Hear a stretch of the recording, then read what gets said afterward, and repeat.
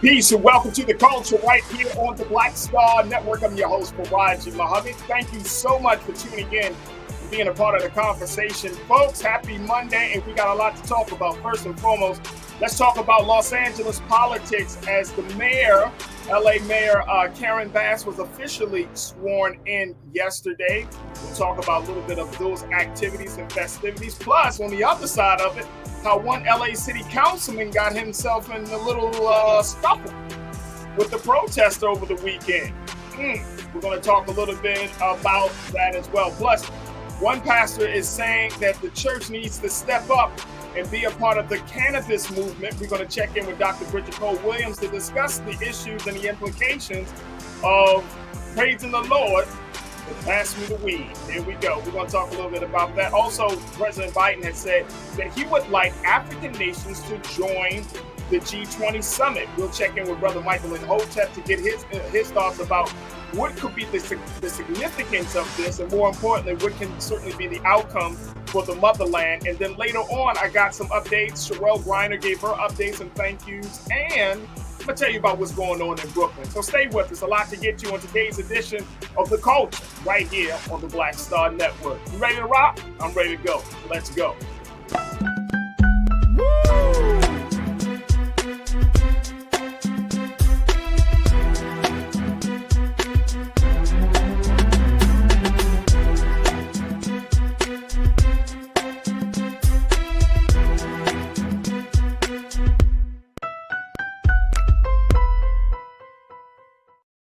All right, folks, welcome to the culture here on the Black Star Network. I'm your host, Farajii Muhammad. Thank you so much for joining us and being a part of the conversation. First and foremost, happy Monday.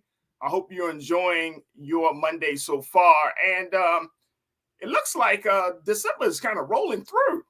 I'm feeling it. Like, damn, it's almost the end of the year. Man, oh man, I cannot believe 2022 is about to come to an end. But we'll have a conversation about that later. But look, let's start off talking about my city, my new home, Los Angeles, folks. How LA is just going through some changes politically. All right, so on the first side of things, we saw yesterday, it was official, folks, Mayor-elect, former Congresswoman, and now the new mayor of Los Angeles, Ms. Karen Bass, was officially sworn in by Vice President Kamala Harris per Ms. Bass's request to have the vice president to be a part of the ceremonies, as this is an historic occasion for Mayor Bass to be sworn in as the first woman in the office and the first Black woman in the office. Folks all across the city of LA have been expressing their just thank yous and gratitude. And of course, there are some people that are not too happy, but that's the nature of politics. However, let me bring you up to speed on what happened just a little bit yesterday. And over the weekend, I even had an opportunity to go to a homecoming event for Mayor Bass out there in Leimert Park in the historic area of Crenshaw. And I will say, folks, Black folks are really, really excited and happy to have one of their own to become mayor of the city that is struggling financially, socially, and dealing with some other issues. But Mayor Bass says that she is not going to just go in and deal with these challenges alone, that she needs Black Los Angeles to step up. So I want to share with you what was just reported about Sunday's ceremony very quickly. This comes from NPR National Public Radio, where they talked a little bit about this. Take a look at his here, folks, that she was sworn in by Vice President Kamala Harris. Mayor Bass said her first task as mayor will be to declare homelessness a state of emergency in the city.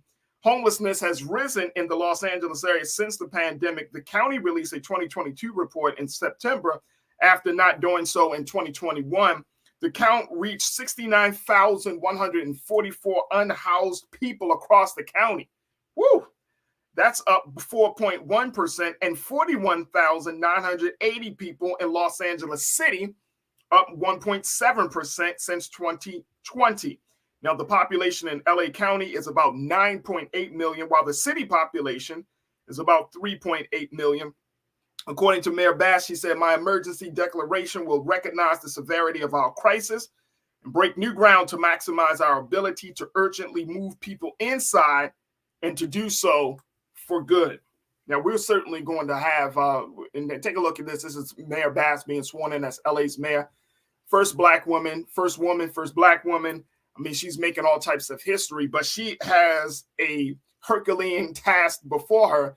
But one of the things that she said at her homecoming event in Crenshaw was that she was certainly up for the task, that she does not plan to move forward in any other political office. She's already served in Congress. That she's not looking to become governor. She's not even looking to become president. She says, I'm going to be the mayor of the city that I come from.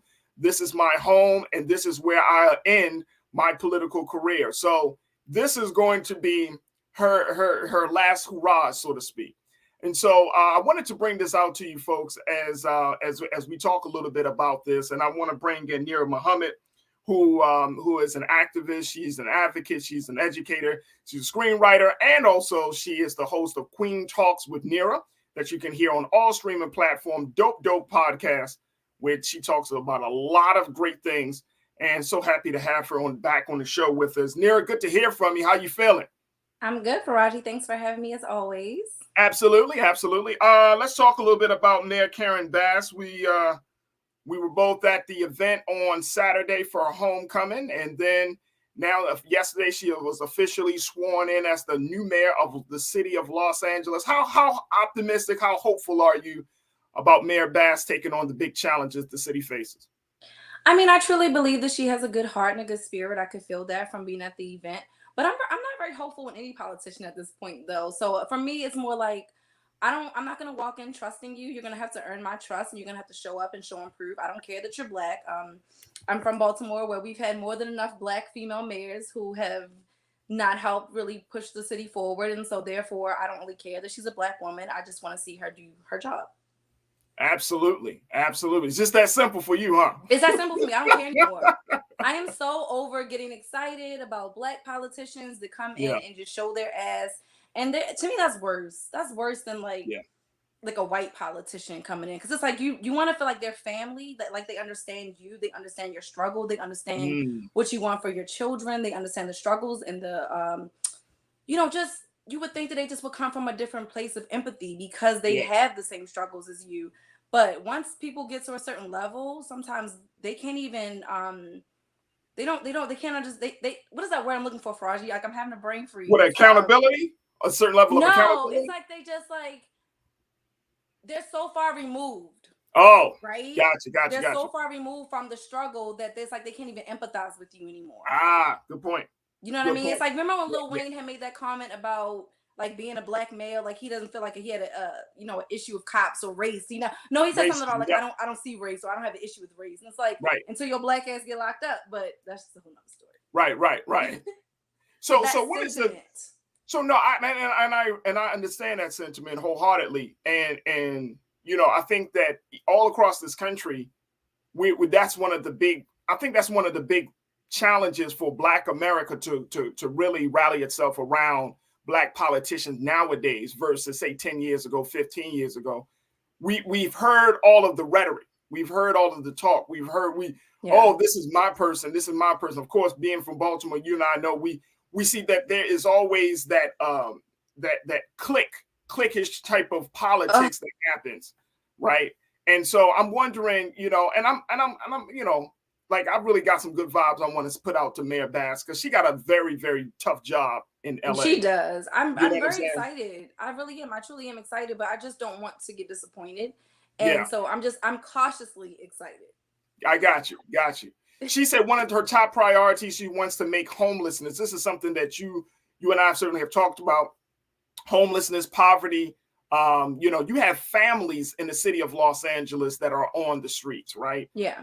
You worked in the school system in Baltimore. You understand that the implications of families coming from, very, very unfortunate backgrounds, children coming from those spaces.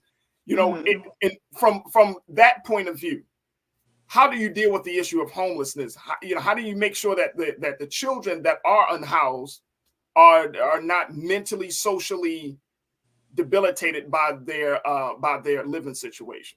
I mean, first of all, let's talk about the housing disparity here in LA. I mean, you can talk about homelessness, but until you deal with the problem, which is the increasingly cost of living, and I'm not talking about gas prices or how much it costs to get a pack of chicken. I'm talking about rent in itself. Until you deal with, I want to hear her say, I'm going to deal with rent disparities.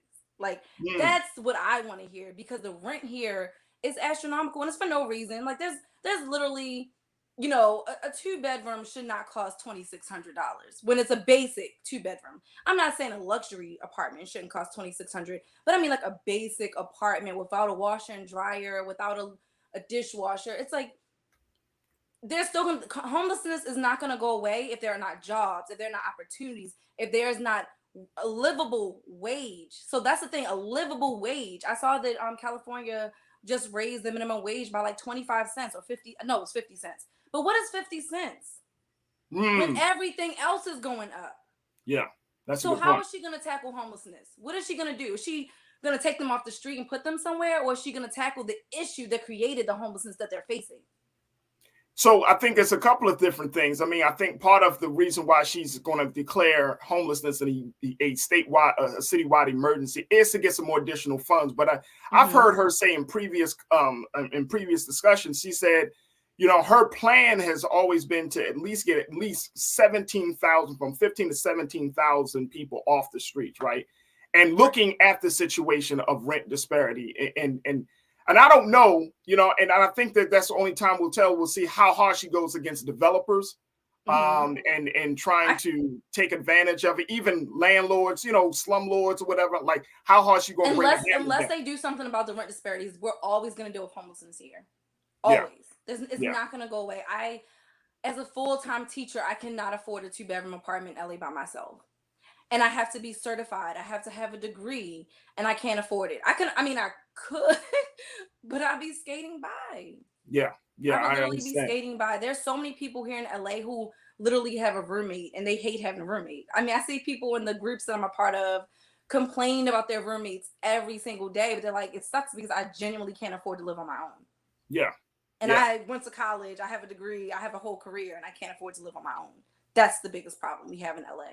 That's a huge problem. Huge problem. Very quickly before we take our first pause, Ming Lee, Natasha Surge, you checked in and talking about the hopes that Black folks have for other Black folks in leadership and political positions. You said that's because y'all look for Black people to move mountains when they get in office, and that doesn't happen. Well, no, I don't expect you to move mountains. That's not true.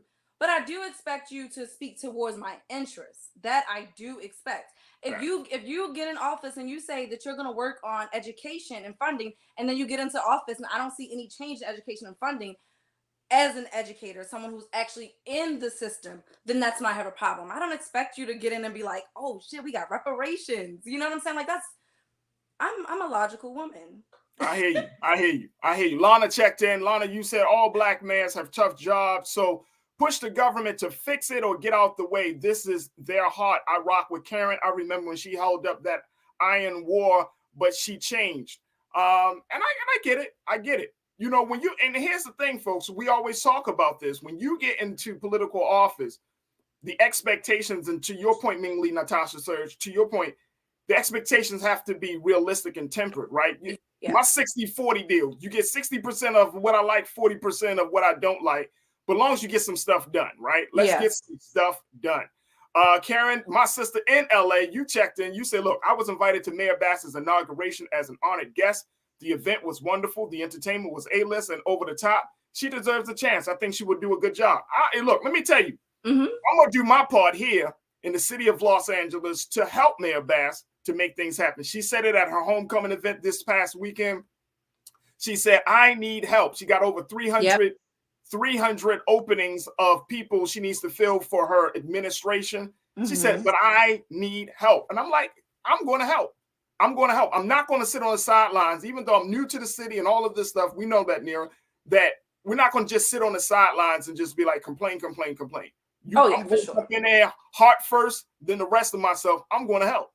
Yeah, for sure. I'm definitely excited that we have a Black woman as a mayor in the city. Again, I'm just not the type of person that's going to look at you and be like, oh, you're Black, that means you're down for me. That's not how I roll.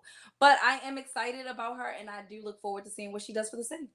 Absolutely. All right, folks, when we come forward, we're going to talk about some LA politics on the other side.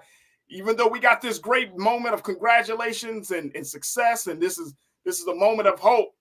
On Friday night, LA City Councilman Kevin De Leon took things into a different space. I'm going to share with you when we come back from the break what happened as he was approached by a bunch of protesters at a Christmas function for families. We got video to share. Stay with us. It's coming up on The Culture right here on the Black Star Network.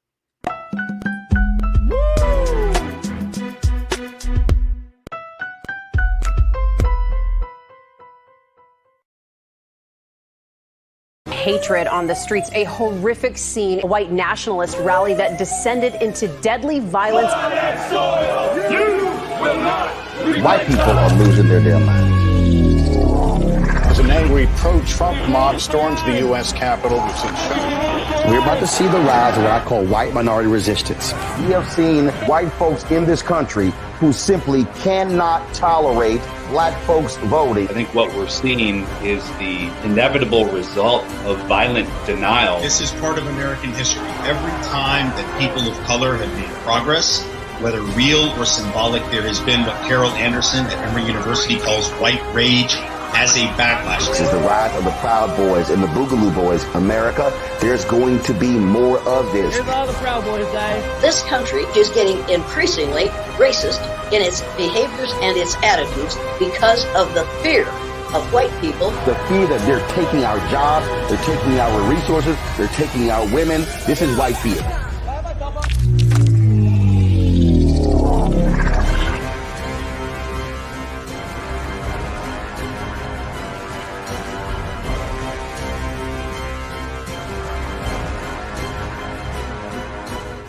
Pull up a chair, take your seat. The Black Tape with me, Dr. Greg Carr, here on the Black Star Network. Every week, we'll take a deeper dive into the world we're living in. Join the conversation only on the Black Star Network. When you talk about blackness and what happens in black culture, we're about covering these things that matter to us, speaking to our issues and concerns. This is a genuine people-powered movement. There's a lot of stuff that we're not getting. You get it, and you spread the word. We wish to plead our own cause. Too long have others spoken for us. We cannot tell our own story if we can't pay for it. This is about covering us. Invest in black-owned media. Your dollars matter. We don't have to keep asking them to cover our stuff. So please support us in what we do, folks. We want to hit 2,000 people, $50 this month, raise $100,000. We're behind 100,000, so we want to hit that. Your money makes this possible. Checks and money orders go to P.O. Box 57196, Washington, D.C. 20036-0196. The Cash App is $RM Unfiltered. PayPal is R Martin Unfiltered. Venmo is RM Unfiltered. Zelle is Roland at RolandSMartin.com. Hi, I'm Dr. Jackie Hood Martin, and I have a question for you. Ever feel as if your life is teetering and the weight and pressure of the world is consistently on your shoulders? Well, let me tell you, living a balanced life isn't easy. Join me each Tuesday on Black Star Network for A Balanced Life with Dr. Jackie. We'll laugh together, cry together, pull ourselves together, and cheer each other on. So join me for new shows each Tuesday on Black Star Network, A Balanced Life with Dr. Jackie.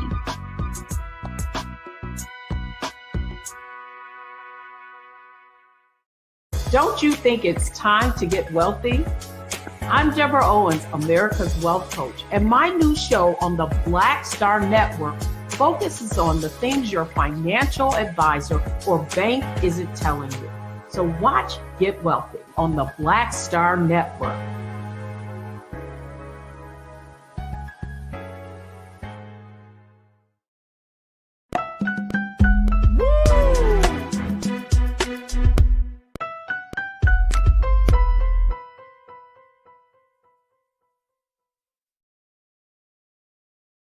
All right, folks, it's now time to turn our attention to another element of LA politics as we talk about just the high hopes of the swearing in of Mayor Karen Bass yesterday.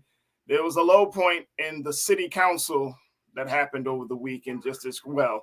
LA City Council Councilman Kevin De Leon, who is one of the three Latino city council people that were involved in a recorded conversation where they had expressed some anti-blackness views and were manipulating or really conspiring to figure out how they're going to continue to hold on to some semblance of power by disparaging Black voters and Black residents of LA. Well, he continues to go down the embattled road, even though the councilman said he would not quit his post as a councilman, as his colleague Nori Martinez has done. And as a result of him staying steadfast, folks in LA are giving him the blues. On Friday night, he went to a Christmas function in Lincoln Heights in East LA, and he was met with a barrage of protesters. Take a look at this, folks. Here's the video that has been circulating all across the country. This is in Keenan area. Let's see if we can pull up this video, because you got to see what happened to this councilman when he went to this situation, and just let me know when that video is going to be available. But essentially, Nira, and I want to bring you back into this. All right, we got the video. Take a look at this, and then Nira, I want to get your take on this. This is Councilman Kevin De Leon leaving an event, a Christmas event in East LA on Friday night, and then he was confronted by some protesters. Take a look. Kevin, resign, Kevin. Violence you're inflicting on this district. Kevin, no, you're a racist. No, you're racist. Whoa. Hey, wow, what the fuck? What are you doing? Look at Kevin. What are you doing, Kevin? Get your fucking hands off of Kevin. Don't fucking touch him, Kevin. Hey. What's that, Kevin? Don't fucking touch him, Kevin. Don't fucking.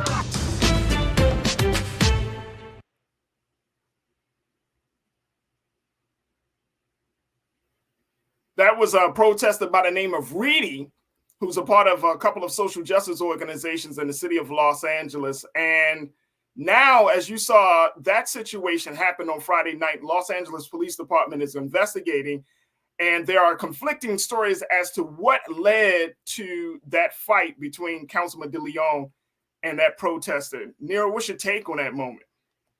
First of all, can I just say that I feel like if any politician or anyone comes out and says anything that is considered to be anti-Semitic, they would be removed. Or anti-Black.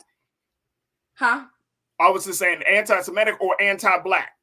Because he was talking about, he was. No, that's the point I'm making. When people come out and they are say something that is anti-Semitic, they lose their post. But when people say things that are anti-Black, they have the right to choose whether or not whether or not they step down or stay within their post.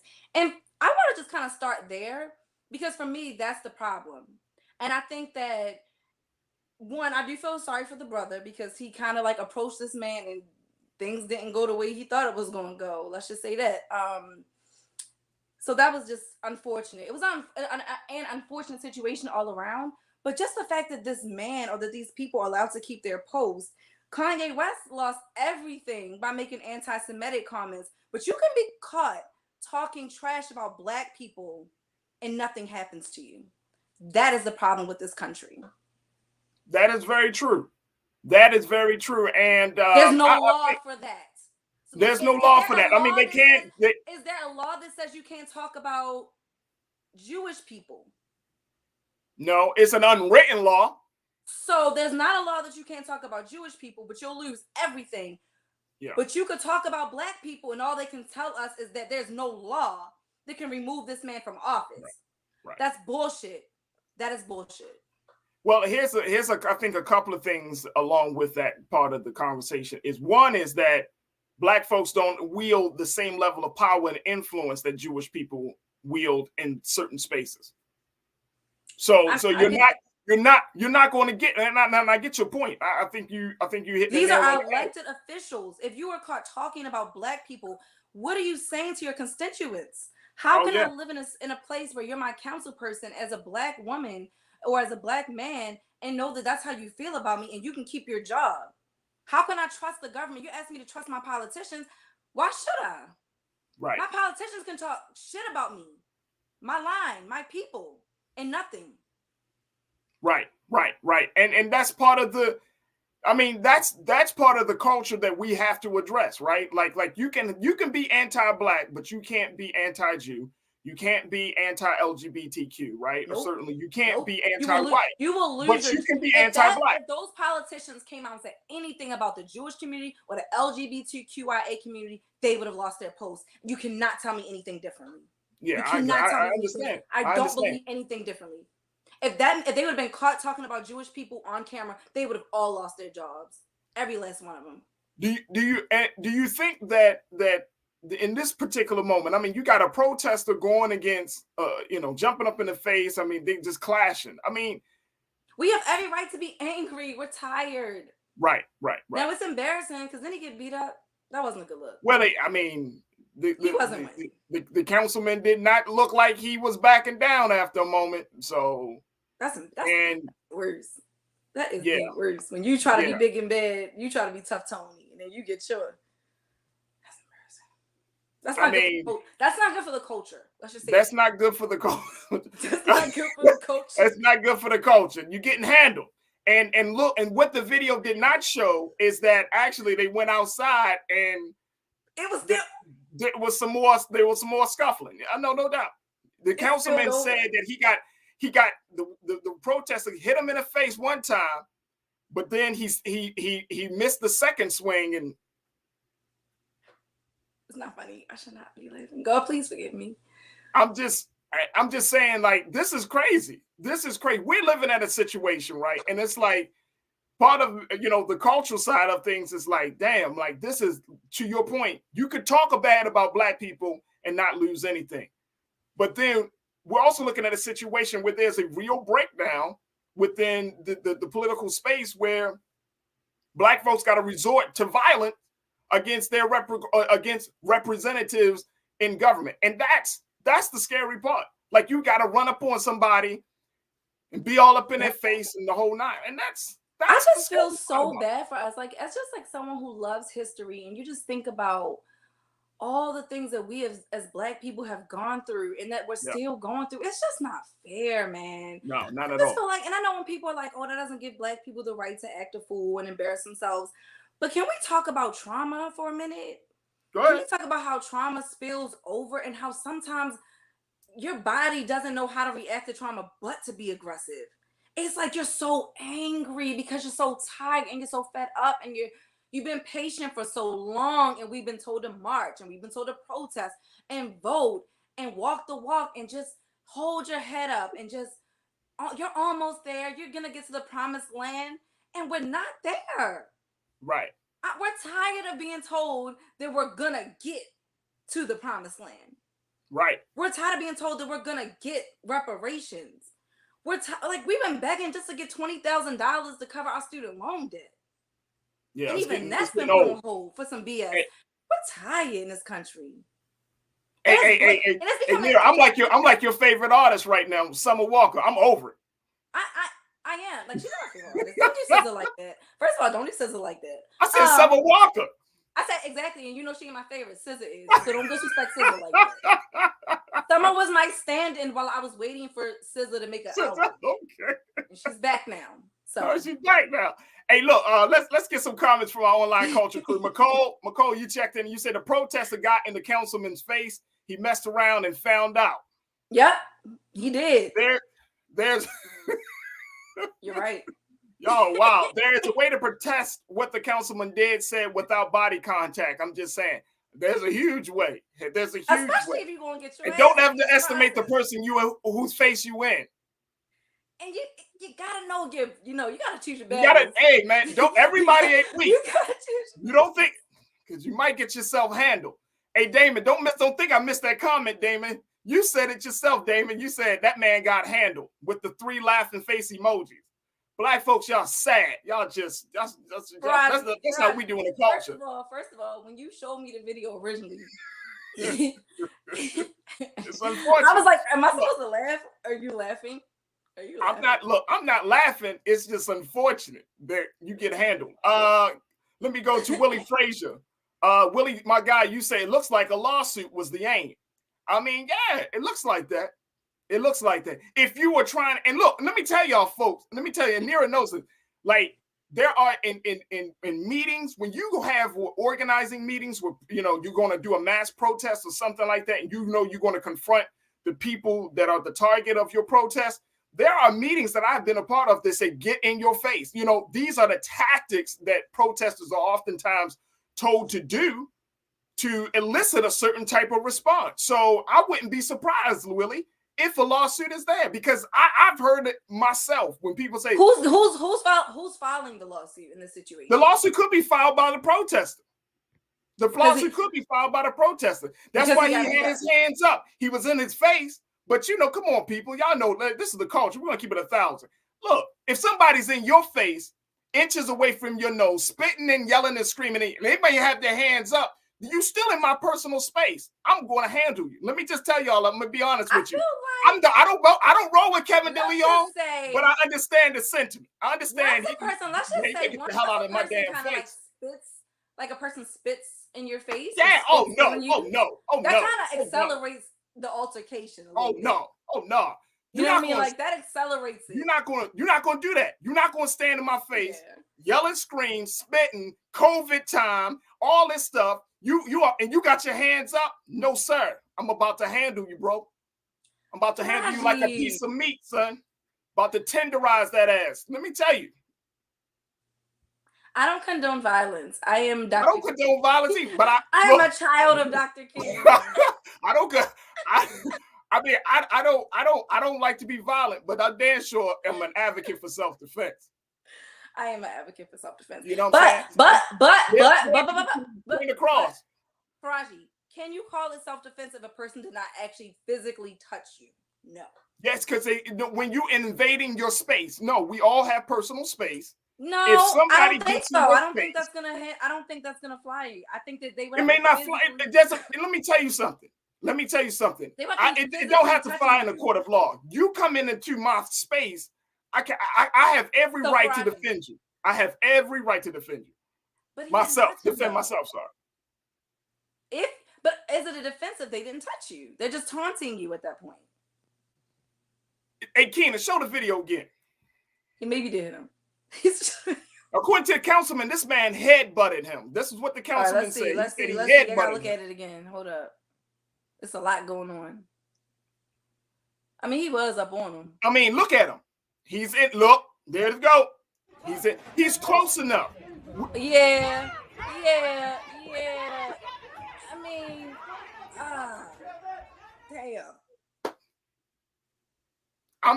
Look, I get it. Trust and believe. I'm not saying, and this is not to go into that space of the conversation. I'm just keeping it real, y'all. If you want to make your point known, if you want to protest, there's a way to do that. There's a way to get a person's attention. But the moment that you invade somebody's personal space, getting that close, be prepared if they don't knock you in the mouth. Be prepared, and it might take you around to put their hands on you. Be prepared. I don't know. I guess, honestly, I feel a little bit differently because I'm an educator, and there will be times that students are going to try you. They're going to get in your face. Your opinion. I'm 4'11", for those of you that are watching. I'm a very small woman. I've taught third graders who are much bigger than me, to be honest. So if a third grader gets in my face, I can under no circumstances hit them. That's a child still. No. But check this out. I'm just saying when you're here we go. Though. The point of what I'm saying is that I'm looking at it from the perspective of being a public servant. And from that perspective, I'm just like, would I... Now, I'm saying if the man punched him, that would be different. But I don't think I would have, hit him in that moment just because... He didn't hit him.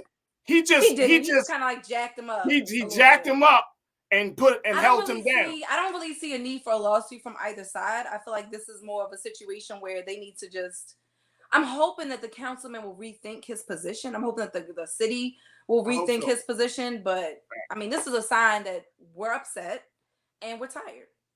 There it is. Look, we got to take a quick pause. When we come forward, let's switch gears. Let's talk about some other stuff. I'll get outside of LA politics because it's up and down in this city right now. But it's all good because now we want to talk about, when we come back from the break, let's talk about what one pastor says about what the church can do to get more members and to evolve with the times. We're going to be checking in with our quote-unquote cannabis doctor, Dr. Bridget Cole-Williams, to give us some insight about what Pastor Bryant has suggested that his church wants to get into as it relates to praising the Lord and passing the weed. Stay with us. That conversation is up next here on The Culture on the Black Star Network.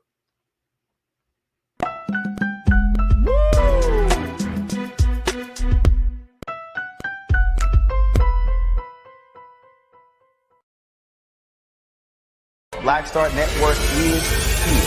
Oh, no punch! I'm real revolutionary right now. Thank you for being the voice of Black America. All momentum we have now, we have to keep this going. The video looks phenomenal. See, this difference between Black Star Network and black-owned media and something like CNN. You can't be black-owned media and be scared. It's time to be smart. Bring your eyeballs home. You dig? When you talk about blackness and what happens in black culture, we're about covering these things that matter to us, speaking to our issues and concerns. This is a genuine people-powered movement. There's a lot of stuff that we're not getting. You get it, and you spread the word. We wish to plead our own cause. Too long have others spoken for us. We cannot tell our own story if we can't pay for it. This is about covering us. Invest in black-owned media. Your dollars matter. We don't have to keep asking them to cover our stuff. So please support us in what we do, folks. We want to hit 2,000 people, $50 this month, raise $100,000. We're behind 100,000, so we want to hit that. Y'all money makes this possible. Checks and money orders go to P.O. Box 57196, Washington, D.C. 20037-0196. The Cash App is $RM Unfiltered. PayPal is R Martin Unfiltered. Venmo is RM Unfiltered. Zelle is roland@rolandsmartin.com.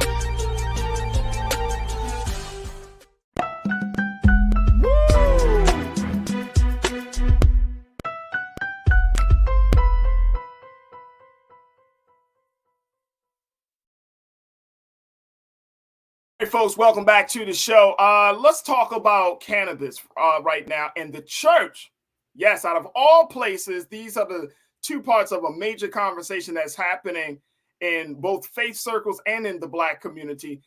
As Pastor Jamal Bryant, who serves as the pastor of the great church that Reverend Eddie Long down in Atlanta did, that served before his passing. But Pastor Jamal Bryant is once again back in the headlines. My brother, man, oh man, he has brought up an idea of, as he serves as the pastor of New Birth Ministries, he's brought up this idea that the church needs to be a part of the cannabis movement. That's all I'm going to say. I want you to hear for himself what the pastor say about the church and cannabis. Check this out. Looking for people that smell like weeds. No, really, is...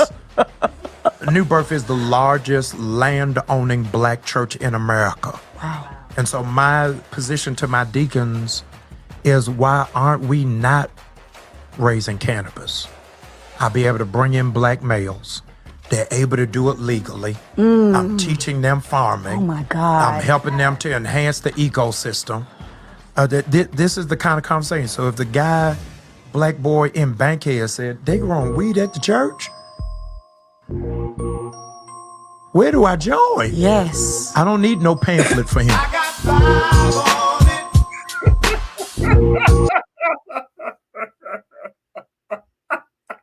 I like how they edit that clip.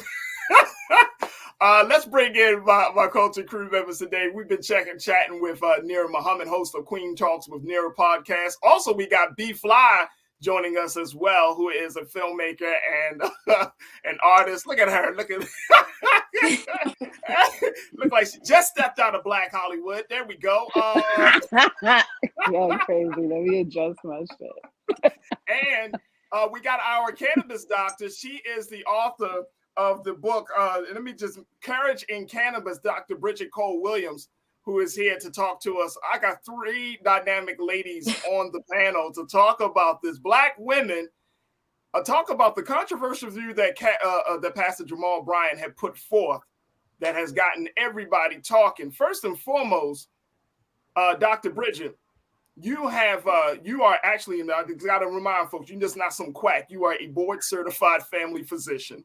Yes. You have been practicing medicine for a long time. You have been doing a lot of research on the benefits of cannabis, and you have also, I've seen you have put up together some videos to talk about CBD for children. I mean, you've been really studying this, and of course, you've been put out this book, Courage in Cannabis. We talk about the inspiring stories, but this idea of the church and cannabis, first and foremost, is this new? Is this something new? And based on all of your research and understanding of how the cannabis movement continues to grow in this country, is this a new idea? And should this be something that we should really consider? Well, it's definitely controversial, to say the least. You know, when I saw this clip that popped up, I think, like most people, a little taken aback, a little concerned, and the first thought is that it doesn't fit into what churches should be doing. However, I think it's much different from that. I think if we take a closer look, what Dr. Bryant is suggesting is honestly not that far off beat, and actually could be the window to generational wealth for Black people, and can actually allow us to take our wellness into our own hands. So it's controversial, but it still should be considered. Very much so. I mean, we live in a culture where other ethnic groups come together and they build wealth, right? So Asians do it, Jews have done it, Italians have done it. Consider this. This is our casinos if we do this well.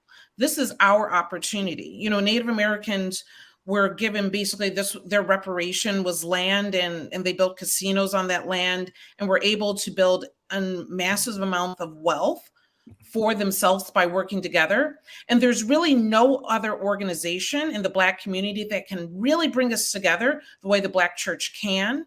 And with financial literacy, with working together, with approaching this in the correct way, this can be our casinos and this can be our generational wealth. Now, I just want to make it clear, folks, that we have reached out to Pastor Bryant, and you know, we're working on getting the good pastor to come on to the show to talk about these views a little bit more. So we just wanted to have a starting conversation, and I wanted to have it with my sister, Dr. Bridget Cole Williams, because I wanted to get past the emotionalism of this, Dr. Bridget, and get to the heart of the matter, which is you're saying that this could be a vehicle for economic vehicle. You're also saying that this could be a cultural shift, right? Yes. Because it's the church. We have a lot of views on a lot of different things, but when it comes to the institution of church, then those views, I would even go as far as to say, Dr. Bridget, they're very conservative. They're not very liberal. And I'm talking about among Black folks. Would you agree or disagree with me on that? Absolutely. You know, the talks that I've done when I've been allowed to go into churches and talk about CBD and talk about cannabis. It's a rough room. It's a rough room, right? But so many of us live in pain because we don't want to take narcotics, because we're afraid of addiction. And there is medical possibilities that we can get involved in here. Keep in mind the cannabis sales that are predicted for 2023 are $30 billion. We own, as Black people, maybe 2% in the industry. This is an opportunity. At first, just like everybody else, I was taken aback and questioned and wondered who would think about growing cannabis. And keep in mind, whether it's cannabis, whether it's hemp, you know, there's a number of different ways to approach this. Yeah. But this is an opportunity. And the churches, to be honest, yes, churches are conservative. Black churches can be incredibly conservative, but we all need to grow and grow up.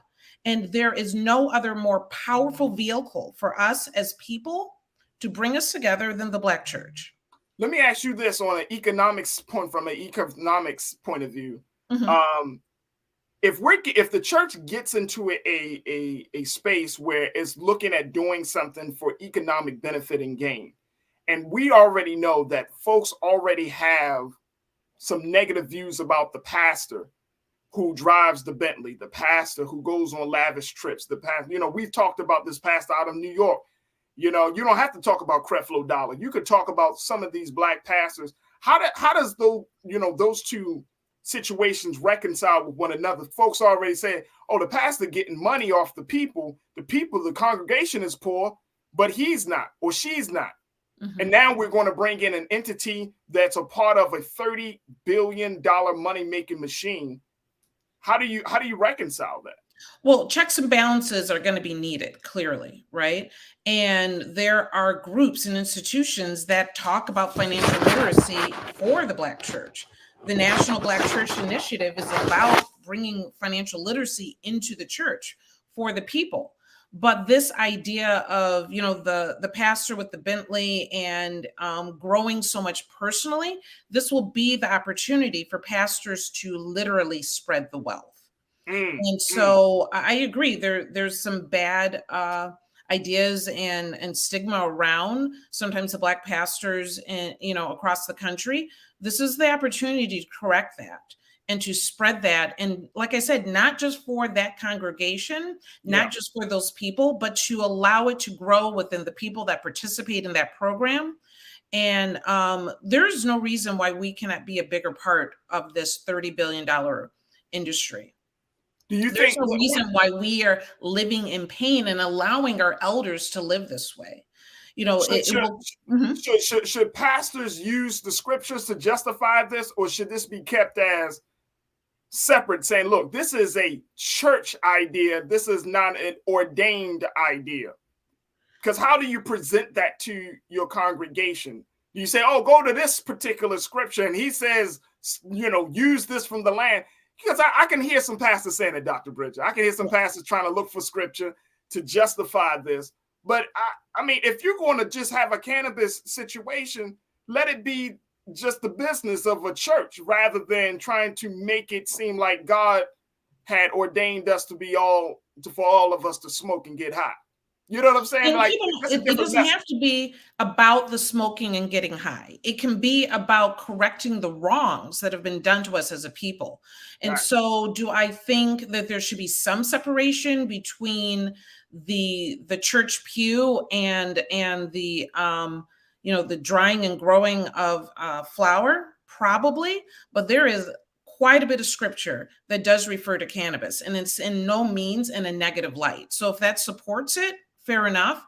But this is an opportunity for the power of the church to really come into play. And churches have been involved in healthcare since forever, and they've gained quite a bit of money from it. This is an opportunity to spread that wealth. Absolutely. And then we know also, because of just even with the recent pandemic, there was a whole conversation about churches and the vaccination. Should members of churches get vaccinated? So this is another layer to the conversation. All right, let me bring back Culture Crew member Nira Muhammad, B Fly. Nira, I'm gonna start with you on this one because I know where you stand. And you know Pastor Bryant. Nira, you know Pastor Bryant. So we also know the vein in which the pastor is kind of working from on this piece. Again, we're hoping to bring the pastor on, so I'm gonna get that worked out. But B, what's your take on this, Nira? Farajii, cannabis has been unsickling my cells since literally 1996. Okay.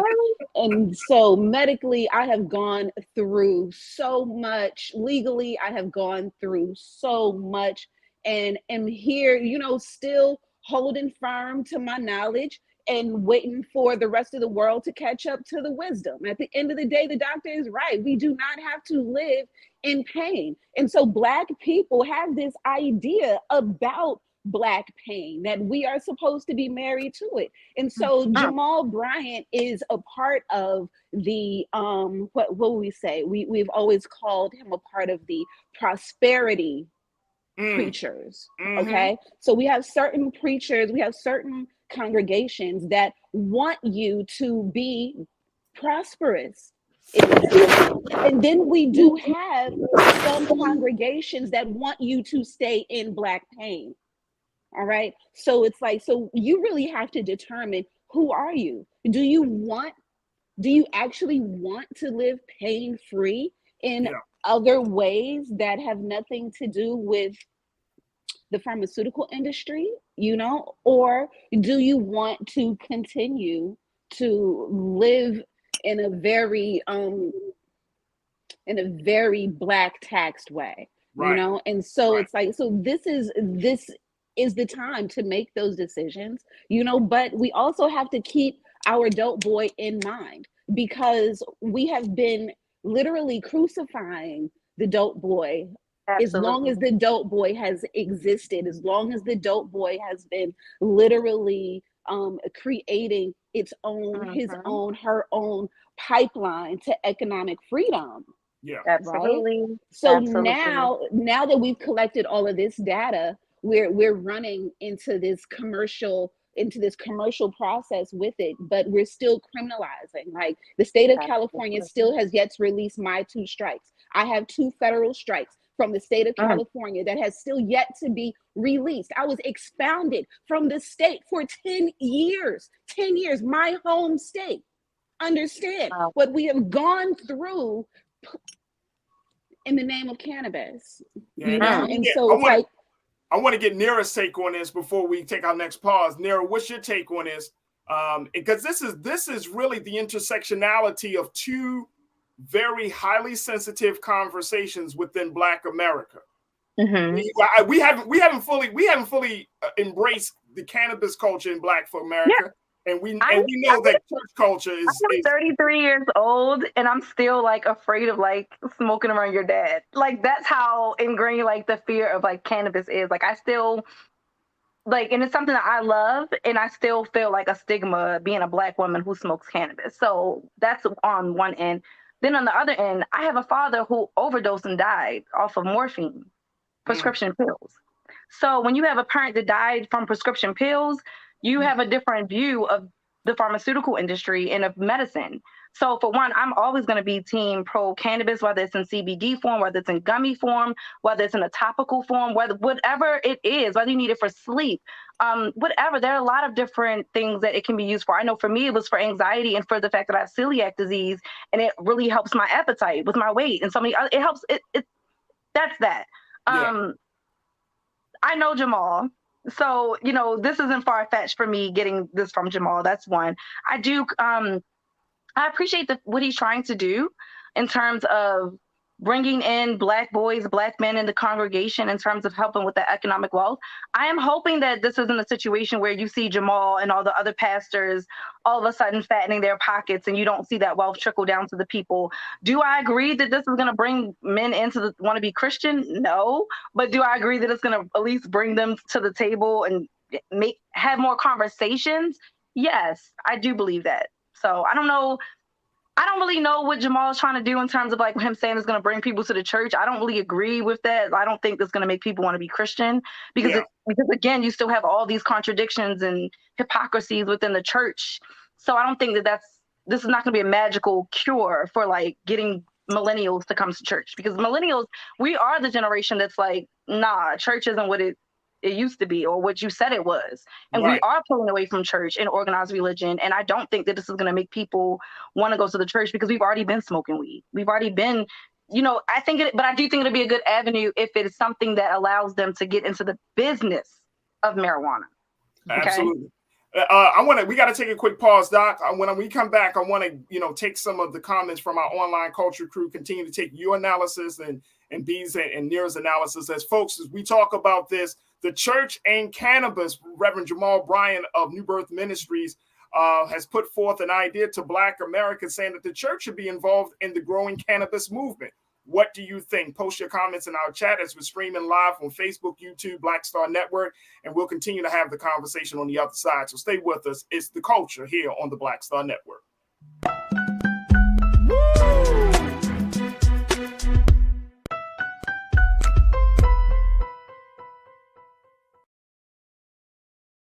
Hatred on the streets, a horrific scene, a white nationalist rally that descended into deadly violence. White people are losing their damn minds. As an angry pro-Trump mob storms the U.S. Capitol, we've seen shots. We're about to see the rise of what I call white minority resistance.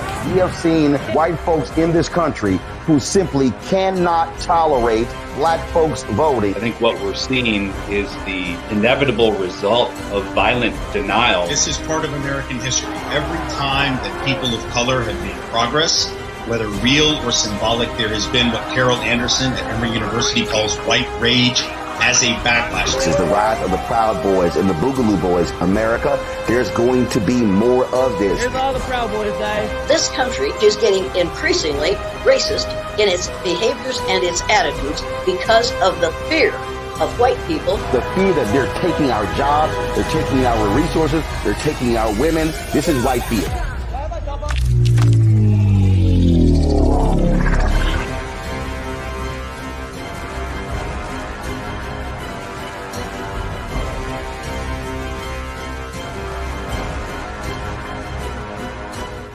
Black Star Network is here. Oh, no punch! I'm real revolutionary right now.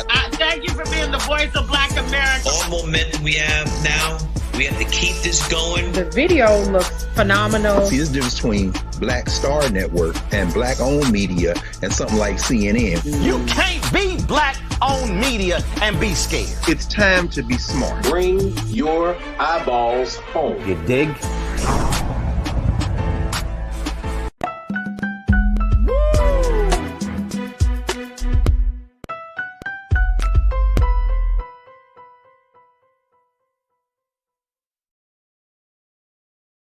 All right, folks, we've been having a conversation about the church and cannabis as Reverend Jamal Bryant of New Birth Ministries, a church in Atlanta, Georgia.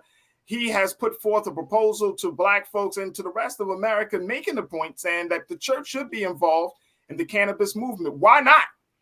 He said growing weed may help bring Black men to church. So if that's how you get Black men to church, then why not have cannabis being sold by the church? We've been checking in with a family physician and author of the book Courage in Cannabis, Dr. Bridget Cole Williams. We also been checking in with two dynamic Black women who are advocates of the conversations. Nira Muhammad, who is the host of Queen Talks with Nira podcast, and B Fly, who serves as a filmmaker, and she is co-founder of Black Waterhouse Productions. Sisters, I want to get some comments from our online culture crew as we have this conversation, which is very, very interesting. And I've looked in at our chats on our YouTube stream as we're streaming right now. It don't seem like too many people, Dr. Bridget, are really opposed to this idea. They're like, I'll get high and listen to God at the same time, Yeah, your eyes are rolling. I'm sorry, Farajii, I don't get how this is going to bring Black men to church, though. Like, no, it's not going to bring Black men to church. Like, that's not going to happen, Jamal. Like, you're using that as an excuse to make money, and I don't. Now where I'm kind of like running into an issue with this. Like, I want him to do it for the sake of Black people should be a part of the cannabis industry. Personally, I want to know how I can get involved in dispensaries and in investing in the cannabis industry. I would love that. I just want to just be real and just say that shit.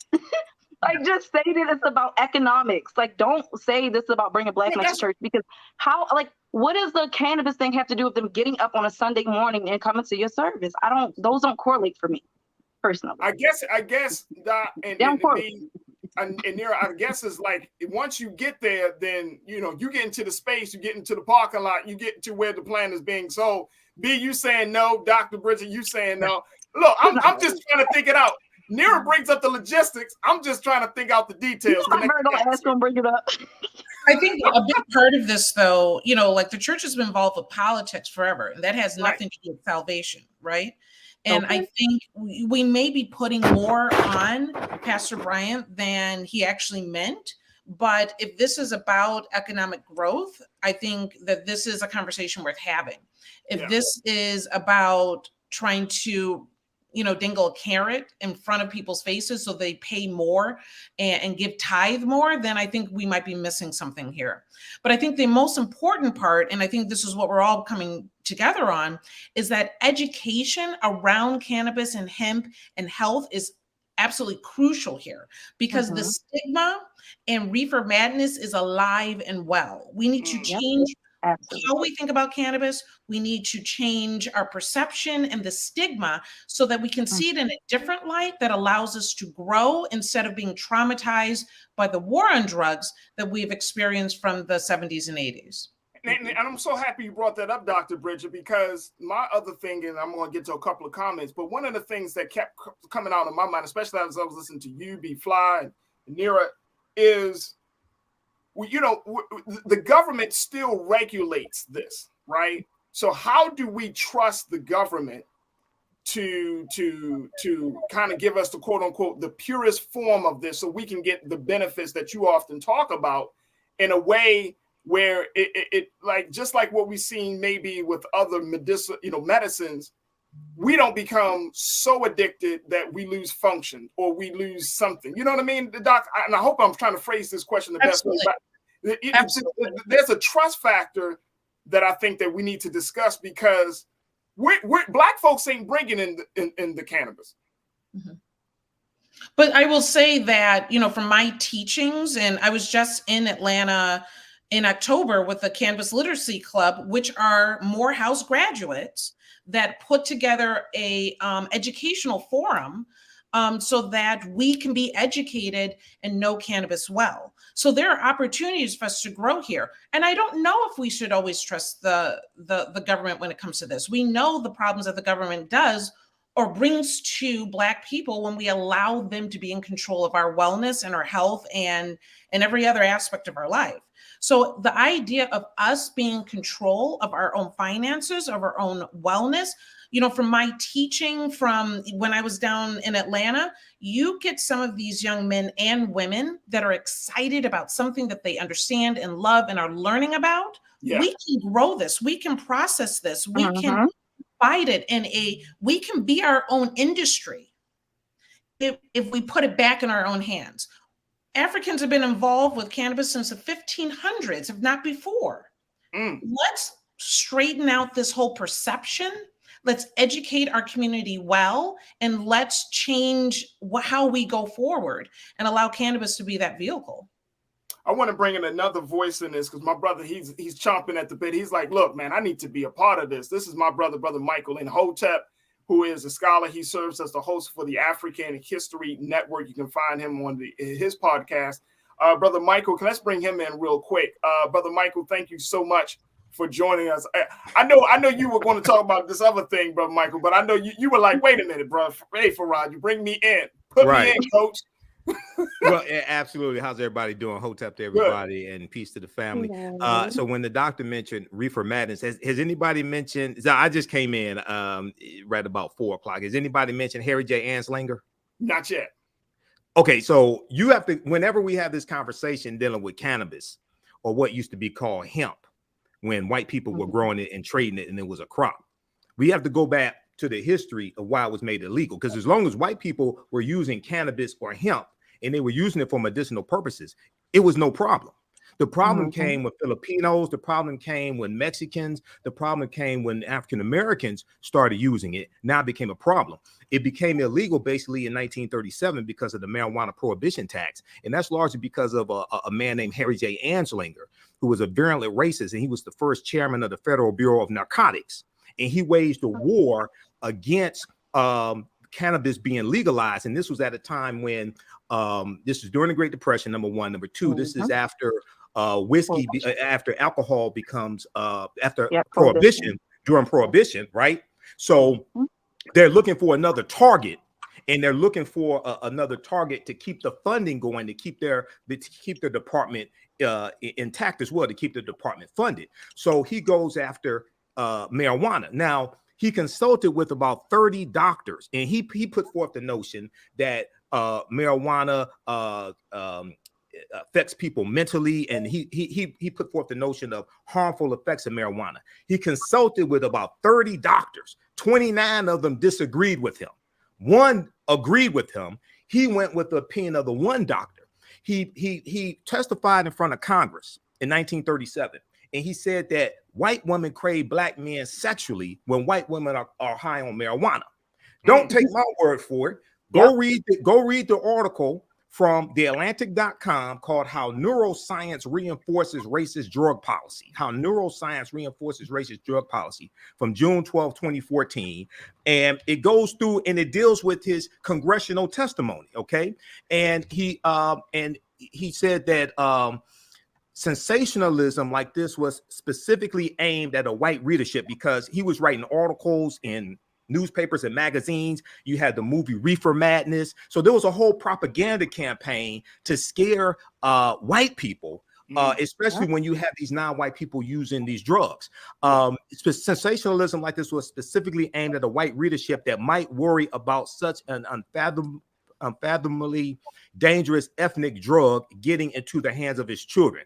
Harry J. Anslinger's congressional testimony directly betrayed his racist motivations to enact federal legislation against marijuana. Quote, he said, there are 100,000 total marijuana smokers in the U.S. and most are Negroes, Hispanics, Filipinos, and entertainers. He said their satanic music, jazz, and swing music result from marijuana usage. He said this marijuana causes white women to seek sexual relations with Negroes, entertainers, and any others, end quote. He said this in his congressional testimony. Now, this is why marijuana became illegal. It had nothing to do with causing brain damage or anything like that. As long as white people were using it, it was fine. So I'm all for marijuana being decriminalized. Now, I'm not for recreational usage of marijuana.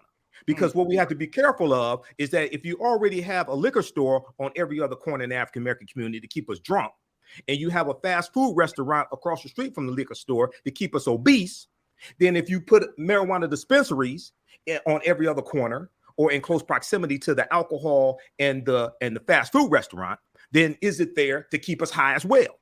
And the way you suppress the people is you over-medicate them. You keep them drunk. You keep them high. You keep them obese to fight back, to keep them from fighting back against white supremacy and racism. So yes, it should be decriminalized. Yes, there are legitimate medicinal purposes for cannabis. Usually you don't smoke it. Usually you put it in food because when you smoke it, it reduces the THC level. So I'm for medicinal marijuana. I'm for it being decriminalized. But we have to be clear with our people that there's a reason why marijuana usage was put into hip hop music over 30 years ago when it was illegal.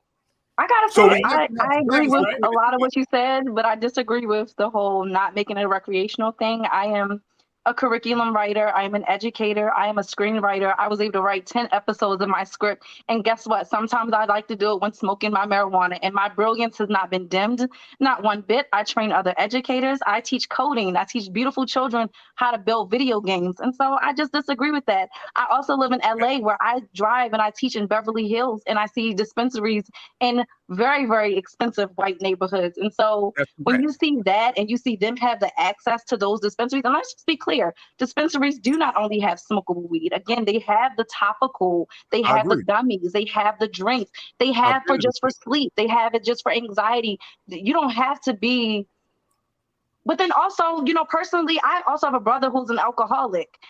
And I would have much rather seen my brother smoke weed than the effects that alcohol had on him as a young man, and just seeing the health issues that he has now at the age of 34 from alcohol usage. So for me, if you know, whatever his issues are from his anxiety and all these other issues that led him to alcohol, I wish that would have led him to marijuana instead of alcohol, because that was way more detrimental to him as a child. Literally, as someone who I remember getting drunk at like in 7th grade, to him being a grown man now who can finally admit that he has an alcohol problem. So I just disagree. Again, that's a stigma I think that you we're misunderstood fighting. what I said, sister. When I'm not we hear so saying many that people say, you know, weed shouldn't be recreational. That's the stigma right there that I personally have been fighting against, because I'm so ashamed of smoking because of perspectives such as yours. You're misunderstanding what I'm saying. I'm not saying I'm just saying, like, that's just my perspective of, I'm not saying recreational marijuana should not be legal.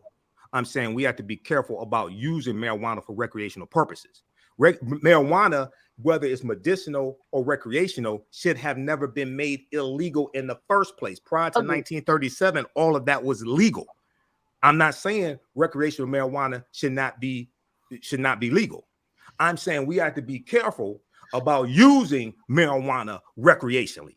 It has a medicinal purpose. I don't use alcohol. I like to use it recreationally, and I personally don't think there's anything wrong with anyone wanting to use it recreationally. Okay. Now, I'm not saying if it's something that's creating a situation where you're not getting up and going to work, or, you know, if it's, that's not what I'm saying. But I also am someone who can use it recreationally and still be a brilliant, successful young woman. That's the point that I'm making. So I don't you're one of the lucky ones. I don't correlate a dispensary in the community that I correlate the same way that I correlate a liquor store. That's just simply what I'm saying. But I respect your point of view. Okay. Go ahead, Brother Michael. I'm gonna let you finish, and then I want to get from Dr. Bridget and B. So it still comes down to education at the end of the day, that, you know, these very emotional and strong opinions that we have are really based a lot on the viewpoints and stigmas that have come about. I would like to think that we've learned a lot from when we've allowed other people to control what goes into our neighborhoods. This is the opportunity for us to control what goes on in our neighborhoods, to educate ourselves about how to use it, to consider tolerance breaks, to consider what level of THC do we actually want to create and disperse in amongst our people. We have an opportunity to see this in a different light, to allow it to not lead to misuse. And keep in mind, there are vices everywhere in every aspect of society and culture and socioeconomics. We always have to be careful with those vices. And the best thing that we can do is educate them appropriately. But if this can also lead to financial opportunities, and get us out of being only 4% of wealth in this country when we are 13% of the population.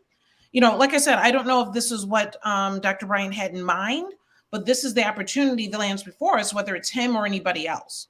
And so, yes, we do need to be careful with it, but this is an opportunity that that we can take advantage of, that we can educate our people about, that we can use it in a medicinal manner, and to make sure that we don't misuse it. Because again, the other vices that are available to us readily do much, much more harm than cannabis ever will. Corinna checked in. I agree. Corinna checked in, one of our online culture crew members. Corinna, you said, I think Michael is concerned about how white supremacists will leverage recreational use of marijuana to the Black community's disadvantage. I hear Nira, but I think she speaks to the exception. All right, Corinna, I appreciate you for saying that. B-Fly, I want to get your take on this as we're looking at this, because now we got two sides. These sides are being presented. But what's your take? You know, I think every day somebody comes out of the closet and says at work, says at church, yes, I partake in cannabis. And the more people who come out of these closets of their own stigmas, we're really able to see a real population of people who are existing and thriving in their life and within the state of the economy as well, you know? So it's like, this is an opportunity for us to learn more and to figure out other ways that we can invest in the cannabis industry. If there is anyone who is really dealing with like long-term chronic pain and has not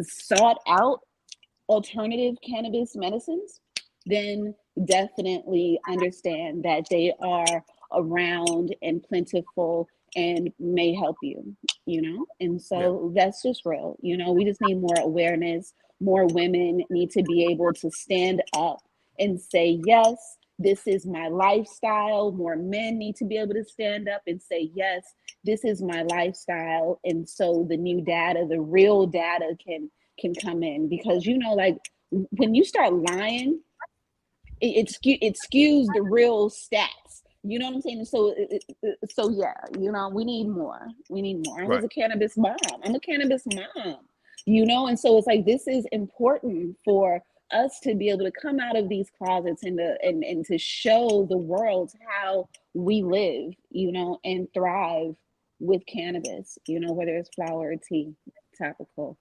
And Dr. Bridget and Michael, Nira, and B, we got a couple of moments. We got about 30 seconds left, but I'm wondering, you know, we are having this conversation, but how do we have, and Doc, I want to hear from you, Brother Michael, I want to hear from you. How do we have a conversation that within our communities, right? Like, you know, you said, for example, Dr. Bridget, you go into the churches when they allow you to come in. But how do we have these conversations, right, in a very real way? Because now that Pastor Bryant has put forth this idea, I think it's important for us to this opens up the door, which is why we wanted to have the conversation today. This opens up the door for stigmas to be removed, for education to be learned. So how do we have those conversations without people losing their minds and getting highly emotional and not listening? So there might be emotion behind it, and there's nothing wrong with that, number one. That's true. Regarding the message that came through, about 9 to 13% of people develop cannabis use disorder. It's about the same level of people that develop caffeine addiction. And so it's about education and making sure that people understand that that continuous use does not mean good use. But there needs to always be a balance. So, and that's part of having the medical aspect in there. As far as how can we get this message across and allow people to have open conversations, this is an opportunity, right? Having those church talks is an opportunity. The Cannabis Literacy Club in Atlanta does incredible work to get that message out there as well. The book that we have has been in the hands of churchgoers that then come back to me and say, hey, I didn't know it could really help people with autism and cancer, as well as pain and anxiety and other disorders. So it's about not being afraid to share your story or your experience with people that you might think might be against you, and actually you could be freeing them from the pain and the situations that they're in.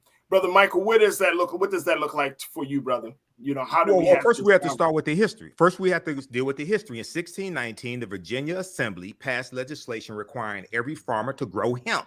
Okay, hemp at one point also was used as a medium of exchange. Hemp was allowed to be exchanged as legal tender in Pennsylvania, Virginia, and Maryland, in these colonies. It was not a problem when white people were using it. Okay, then you go to the early 1900s when you have Mexicans coming to this country. The term marijuana is a Spanish term that was changed. They changed it from cannabis to marijuana to associate it with the negative connotations and the negative feelings that white people in this country had towards Mexicans. That's how you got the term marijuana. And it was Mexicans who introduced into this country basically the usage of the recreational usage of the marijuana leaf. So we have to go back to why this became illegal. Same reason why cocaine became illegal. February 8th, 1914, New York Times had a major article called Negro Cocaine Fiends Are a New Southern Menace, Murder and Insanity Increasing Among Lower Class Blacks because they have taken to sniffing since deprived of whiskey by prohibition. As long as white people were using cocaine, it wasn't a problem. In this article and around that time, they're asking questions. They feared that black men will rape white women when they were high on cocaine, and they said cocaine gave black men superhuman strength. So they were asking the question: do police officers now have to carry a 45 caliber handgun because a 38 is not powerful enough to kill a Negro high on cocaine? So anytime we have these conversations, we have to deal with the history of how we got to where we are to better understand this and to understand where we need to go from here. There it is. Dr. Bridget Cole-Williams, I truly, truly appreciate you as always, sis, for being a part of the conversation. And I know that, like I said, we reached out to Pastor Bryant. We're going to do our best to bring him to the table, but I certainly would love to get some more. I'm going to pick his brain, then I'm going to come back to you. But I thank you so much for the work that you're doing. Thank you, Doc. We truly appreciate you. Thank you.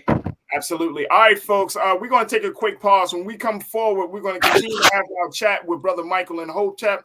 We thank Nir Muhammad, who has been on the show, and we'll continue our conversation with B Fly as well. But let's talk about President Biden wanting to bring African nations into the G20 summit and the implications of that. Also, I'm going to share with you what Cherelle Griner, the wife of Brittany Griner, had to say to support us. Stay with us. Those big conversations are coming up right here on The Culture on the Black Star Network. We'll be right back.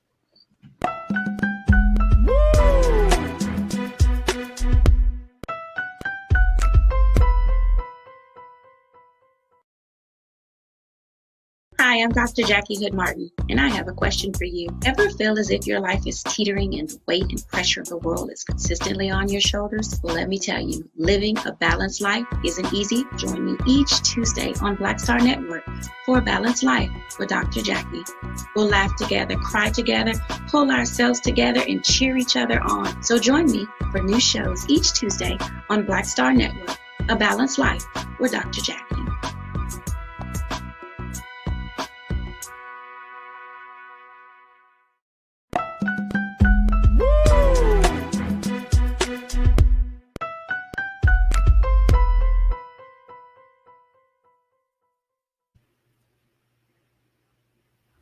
All right, folks, welcome back to The Culture here on the Black Star Network. All right, let's move from the cannabis conversation, because that's an ongoing discussion, to talking about a little bit more about politics as President Biden has decided to make a big announcement as it concerns Black countries in the continent of Africa.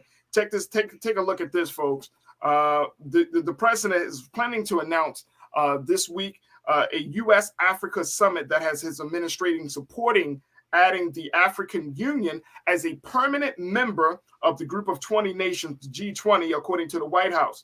The African Union represents the continent's 54 countries. The G20 is composed of the world's major industrial and emerging economies and represents more than 80% of the world's gross domestic product. Now, South Africa is currently the only African member of the G20. Now, according to the president, this is what he put out. He said, it's past time Africa has permanent seats at the table in international organization initiatives. I'm sorry, this is coming from the senior director for African affairs on the National Security Council, Judd Devermont. He said in a statement Friday, he said, we need more African voices in international conversations that concern the global economy, democracy and governance, climate change, health, and security. Now, President Biden has invited 49 African leaders to take part in the 3-day Washington summit that starts Tuesday.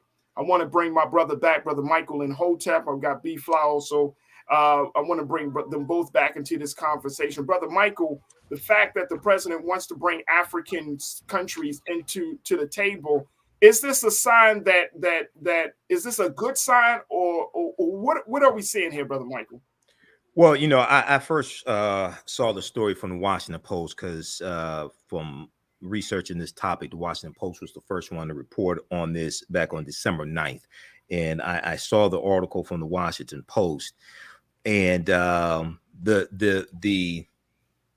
idea, the feeling that I got from this was confirmed by one of my teachers, Professor James Small, because I just talked to him and consulted with him before I came on the show.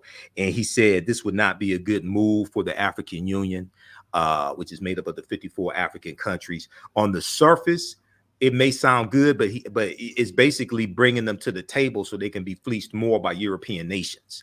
That's basically what it is. And also the U.S., Biden in the U.S., they want to outflank China and Russia. And we know that a lot of the African nations have taken a neutral position on the Russian invasion of Ukraine as well. So all things considered, this would it looks good on the surface, but all things considered, it probably would not be beneficial, especially in the long term for the African Union. Wow. B, what's your take on this? Bringing African leaders to the table of international affairs. You know, my skepticism is high today. Okay. I'm not really feeling the most optimistic.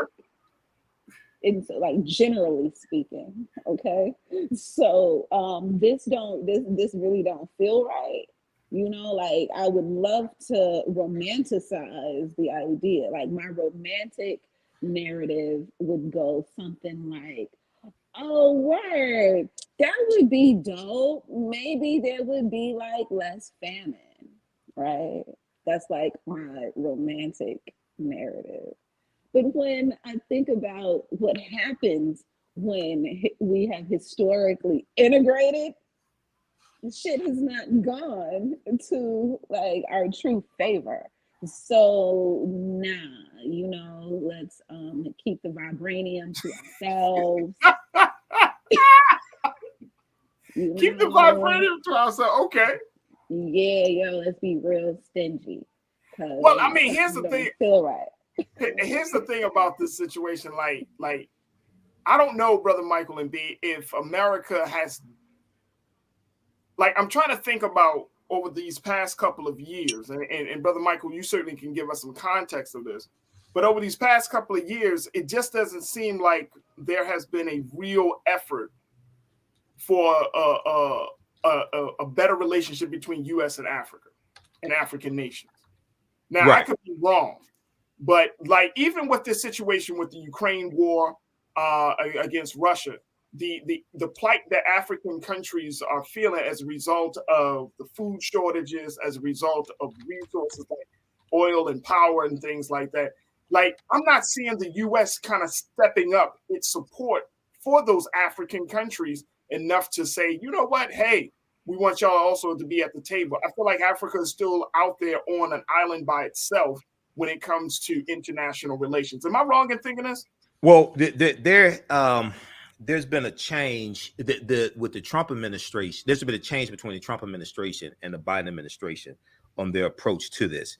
There was in one of the articles I was reading, it talked about how, let me see, which part was that? Oh, Secretary Blinken, U.S. Secretary of State Anthony Blinken said he said that Washington would have to do things differently to help Africa with its infrastructure needs, and it was time to stop treating the continent as a subject of geopolitics and rather as a major player on its own.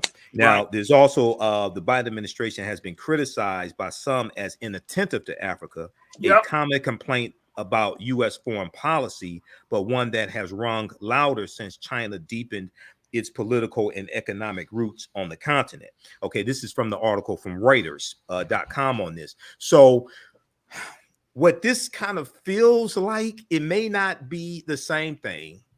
It may be the skeptic in me, but it feels like the Berlin Conference of 1884 all over again. Okay, where you had 14 European nations that carved up Africa into colonies because they wanted the natural resources of Africa, and the geographical boundaries that basically exist in the 54 African countries today largely came from the Berlin Conference, and they drew the geographical boundaries around the areas that had the natural resources that they wanted. So, as I said to Professor James Small before I came on, I said, to me, African nations, the African Union, they have to be leery of China, Russia, and the U.S. I don't think you can trust any of them. I don't think you can trust any of them because they all want your natural resources. Brother, I mean, and I think, Brother Michael, you are absolutely on point. You are absolutely on point. And you know what? Africa has been dealing with this, I would say, this relationship challenge for years. Yeah. Well, yeah, this is not brand new. And after president, I think I remember when President Obama talked, when he was in office and he talked about that trip. And correct me if I'm wrong, did he make a trip to Africa at one time during his 2-term presidency? I don't remember. I remember something with Ghana. I can't remember if it I thought he returned. I know he talked about going back home to where his father came Kenya. from. Okay, Kenya. You're right. But he never made an official trip, as far as I remember. Back to I have to research that. I don't remember on that. Okay. And so, to the point of what you just read, I mean, Africa has been neglected. Right. Africa has been neglected, and it's funny because I see a lot of our people on this side on this in America, we often talk about African trade. I saw one of my brothers here, from Baltimore, talking about trading with places like Gambia and Zimbabwe and Libya and all of that. I've talked to brothers like D. Chase, who works intercontinentally with other folks, and I see that there is this push in Black America to reconnect us to Africa. Right. But I'm wondering, is it a futile attempt? If it really going to garner anything if the governments aren't on the same page? I mean, should we even be having those conversations as people, as citizens of this country, as business owners, as entrepreneurs, as activists and organizers? Should we be talking about reconnecting with Africa if there is no institutionalized pathway to building new relationships with countries on the continent? And then, do we want those pathways institutionalized? And so it's like, because isn't that what got us here to begin with? And so it's like, we keep on going in this circle of acceptance, And so it's like, to me, we romanticize our relationship with Africa grossly. You know, we and so that's the part, you know, that if we're gonna really have this conversation, you know, there is a reparations that comes from the West as well. You said we romanticize it. You know, we romanticize it, and we put all of and we put the responsibility of like this pathway, you know, on the other European nations, you know, but at the end of the day, you know, the pathway that we, the quote unquote Negro, you know, our pathway to Africa, you know, our pathway to trade, you know, needs to be established in a different way. In a different way, you know. Absolutely. And so it's like, I think we can all agree that, you know, institutionally speaking, it's probably not wise for the entire continent to join the UN. Right? That's not that is most likely not wise. You know, the G20. The G20. They're already part of the UN. Some of them are already part of the UN. My bad. G20. But brother Michael, to Javi's point about that romanticism of Africa, have we done that? I mean, as Black folks. There's romanticization with Africa, because there's an overgeneralization of Africa, and we romanticize it like Africa did not have its problems before Arabs or Europeans invaded Africa. There were problems. Now there's more benefit to reclaiming African history and culture, but there is much more benefit to this, because African history and culture gives us a self-esteem, our self-development, our self-worth. It gives us a cultural paradigm to see reality through. It gives us our VIPs, our values, our interests, and our principles, as two of my teachers, Dr. Leonard Jeffries and Professor Janie Small, correctly teach us. And that cultural paradigm that influences your economic empowerment and your political empowerment. Okay, so during the transatlantic slave trade, we see that we were stripped of African history, culture, language, spiritual systems, our names, our family ties, our nationality, etc. This is why when I talk about repairing the damage of a legacy of 246 years of slavery and decades of Jim Crow segregation, you can't just do that with a check. You got to have comprehensive reparations, and we've largely been taught to hate ourselves. So we really have to study African history and realize that they had internal problems, they had internal wars, there was factionalism and things like this. But it still was better before Europeans and Arabs invaded Africa as well. Let's be clear, it was better before they invaded, and Arabs were involved in the enslavement of African people going back to 7th century AD, going back to about 653 AD. They were involved hundreds of years before the transatlantic slave trade started. So we have to look at the good and bad that existed in Africa, but then also take those teachings, take that history, take that culture, and adapt it to our needs today. Just because they did something a certain way 2,000 years ago does not necessarily mean it will benefit you today and is relevant also to your geography as well. Okay, so we have to. It wasn't perfect, Absolutely. But it's better than a lot of what we're doing now. So we have to make it better. When we claim this, when we claim that history and culture, we want to make it better and make it relevant to our condition today. And I think, Brother Michael and B, that's the part that you got a whole generation of young Black folks who don't know the history, who aren't familiar with the struggle, who aren't familiar with the relationship. And I think that's the part, like making this whole thing relevant.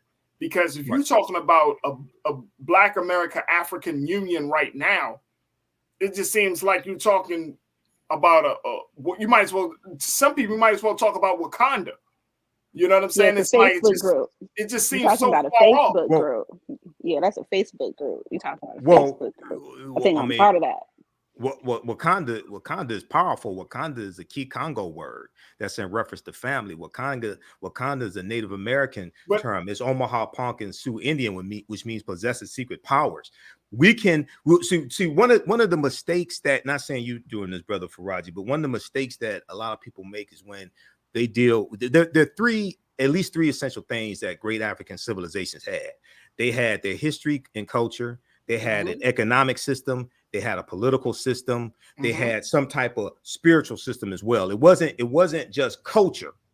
Right. They also had an economic system, whether it was bartering, whether it's based on gold, whether it's based on salt. So what we have to understand is that we can learn from the civilizations that Africa built, whether we're talking about the Timbuktu and the University of Sankore in the city of Timbuktu, whether we're talking about Mali, Ghana, Songhai, Ghana, whether we're talking about ancient Kemet, Nubia, Ta-Nehisi. We can learn from what we built, and the genius that built those civilizations still exists in us today. Okay, we just have to realize that we're borrowing from one of my teachers, Professor Kabahai Wapa Kamene. We're like whales in goldfish bowls. Our potential is so much greater than what we think it is. We don't really understand who we are. We're like whales in goldfish bowls. And see, that's the part though, Brother Michael, that you have to get that over to the next generation. Even before young people, you got to get that over to older black folks, right? Right. You know what I'm saying? Like connecting the dots, helping people to understand. You always talk about the history. You always talking about understanding the lineage. You always talking about going back to the root. And that's the part that I think that we're in America. We are to some degree just like at a place where we're like, you know what? Now it's hard for me to wrap my mind around that part of my history when I'm trying to, still deal with this or still deal with that. You know what I mean? Well, that history is directly related to what we're dealing with today. And that's why we have these conversations, right? Right. Like it's not separate. No, it's directly related. Not at all. Right. And I think that's the point of why we have these conversations, because, the problems that Black folks in America has been suffering from are problems that's been around, but more importantly, are problems that we can actually solve if we have the will to do it. Yeah, but those problems didn't always exist at the beginning of what became America. No. You see what I'm saying? No, racism did not. See, when we talk about August 20th, 1619, and those 20 and odd Africans on the White Lion pirate ship that came into, it was really Hampton, Virginia, not Jamestown. Codified slave laws didn't even exist in the 13 colonies. Right. They were put into a form of indentured servitude. The first colony to have codified slave laws is Massachusetts in 1641. Then it comes to Connecticut about 1650, Virginia about 1661. Okay, so the whole way this whole thing evolved historically is different than how we think it did. If you read the 6th edition of Before the Mayflower by Lerone Bennett Jr., I just taught this in my class a couple weeks ago, page 40, he talks about the names that African people had in this country before they were called Negroes. In the early 1600s, they were called Moors, Blackamoors, Nagars, Negers, and Nagars, Negars. Before we were called Negroes in what would become the 13 colonies. He's talking about the names that we had in this land before, prior to Bacon's Rebellion, 1675 and 1676 in the colony of Virginia, and it's going to be after Bacon's Rebellion, right about 1681, that they introduced the term white widespread in the Virginia colony to break up an alliance between enslaved Africans, African indentured servants, poor white people, and white indentured servants, because they had united in Bacon's Rebellion because they realized they had a common oppressor. They were all being exploited on the tobacco plantations in Virginia. And in Bacon's Rebellion, they burned down the town of Jamestown, Virginia. Wow. This is in 1675, 1676. So when you go study the chronology of how all this stuff evolved, it's totally different than the way we think it did. Because early on in the early 1600s, who we call white people, they were calling them English or Englishmen and Christians. They largely weren't calling them white. Okay? That term is going to be introduced and adopted by the other colonies right about 1681 to break up the alliance, because, Dick Gregory used to say, if you can't pick up the phone and change the interest rate, you're not white. You're just perpetrating. Wow. You think you white. You just on the team to add numbers. You really ain't white. Okay. So that's why we have to understand this history. Absolutely. Look, folks, we got to take a quick pause. When we come forward, let's switch gears. I'm going to share with you what Cherelle Griner the wife of Brittany Griner has to say as her wife has come back home, back in her arms, and their family is looking to heal from that 10-month ordeal. I'm going to share with you the touching message she had to say about that. And if we got a few more moments, let's share something for you for the culture in the name of our brother, Biggie Smalls. Stay with us. It's the culture right here on the Black Star Network.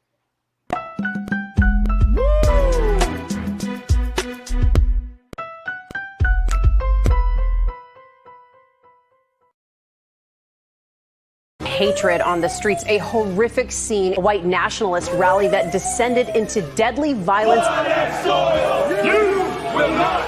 White people are losing their damn minds.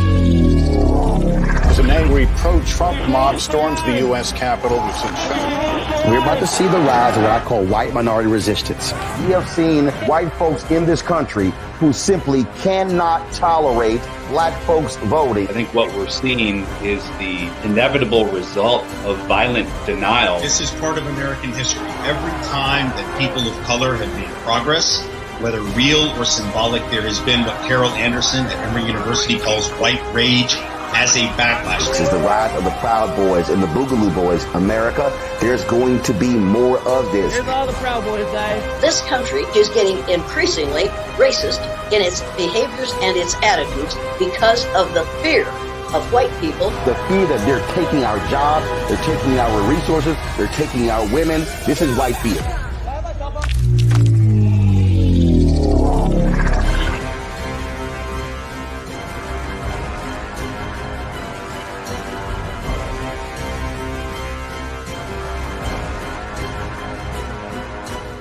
Black Star Network is here.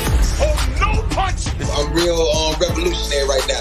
Thank you for being the voice of Black America. All momentum we have now, we have to keep this going. The video looks phenomenal. See, there's a difference between Black Star Network and black-owned media and something like CNN. You can't be black-owned media and be scared. It's time to be smart. Bring your eyeballs home. You dig?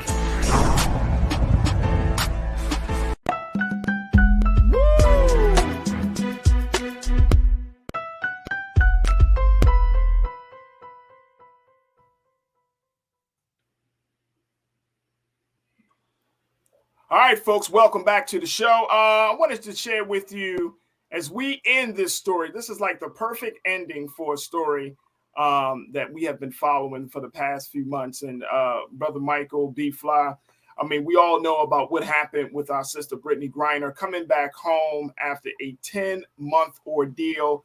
Her back into the hands of her arms of her wife, who has been, I mean, advocating hard and strong. Well, her wife has finally, Brittany's wife finally put it out there on social media. She just wanted to share her thanks to all of those who supported her through this ordeal. Take a look at this post, folks. This is her post. She said, "Yesterday, my heart was made whole thanks to the collective efforts of many. I'm humbled by their hearts." She wrote this on Saturday. She said, "To care for another, a stranger to some, a friend to some, is humanity in its purest form. As BG and I start our journey to heal our minds, bodies, and spirits, I wanted to personally say thank you to some of the hands, seen and unseen, that helped make it possible for me to see my wife again. I appreciate each and every one of you. Let's continue to use our hands, voices, platforms, and resources to bring Paul and all Americans home. Talking to Paul Whelan, all families deserve to be whole." Let's take a look. I want to see if we can, Keenan and Ariel, if we can post that, show folks that IG post, because Cherelle Griner has thanked so many people. I mean, her post was long. She thanked, take a look at this, folks. This is the post that she made, Cherelle Griner. Let's scroll down. And she thanked, of course, President Biden, Congressman Greg Stanton, Sheila Jackson Lee, Colin Alfred, a host of people from Robin Roberts, Angela Rye, April Ryan, Joy Reid, Gail King, a lot of black folks. Man, when you look at it, you know, it's just a beautiful situation. Karen Finney, Sky Dickinson, and I mean, just a number of people, Tamika Mallory, Tracy Hughes. So many folks have been a part of bringing Brittany back home, or even more importantly, spreading the word and talking about the message. I mean, this has been a situation, 10 months, folks, 10 months that we've seen this. And this is all coming from the wife of Brittany Griner, Cherelle Griner. B, I'm going to start with you with this one. What can we say about this situation? I mean, it's a happy ending, but I think people are still trying to figure out the long-term impact of letting this guy, Victor Bout, who's considered to be the merchant of death, you know, kind of going back home. But with all that being said, it's a happy ending. Brittany Griner is back home. This is true. Send his ass back to wherever. We got Brittany back, and then boom. You know, like I'm just, let's just wrap this up. Let's get ready for the biopics. You know, let's get ready for the press tour. You know, let's give her some time. Let's definitely make sure that she is being supported, you know, with her mental health, you know, coming like that's the part. You know, the decompression process, that's you know, part. from being incarcerated to all of a sudden being quote unquote free. Like that's a motherfucker, you know? And so it's like, so pray for your girl. Like that shit's real. And, you know, and most likely, you know, she's a different person now. Oh, no doubt. She's a different person. Is she going back to sports? Is she going in a new direction? You know, like this is the part, you know, that is for her to carve, you know? And so there's a part of us that want to know. But I think within us all, we know that it's time to, you know, back up off and let this woman heal. And Brother Michael, I saw a piece that people said that Brittany Griner, you know, she may not go back into the WNBA. Right. I don't know if that's the case, but she might just need to take a season off if she decides to go. You know what I'm saying? Because this has been an ordeal, to say the least. But you know, when we look at, and I'm still kind of leery, and I'm still in my feelings about how the conversation went when people say, "Oh, it may not have been the best deal." You know, what's your take on that, Brother Michael? Well, the reason why most of those people who said it may not have been the best deal never been involved in international hostage negotiations, but they wanted to opine on it anyway, like they have been, like they actually did. You have people. This was the deal that was on the table. Period. Russia holds the cards. The U.S. does not hold the cards. Russia holds the cards. This deal was struck a week ago, and the Biden-Harris administration were trying to get Paul Whelan out as well. Former Marine Paul Whelan. The Russians wanted a Russian spy that they said that was in U.S. custody.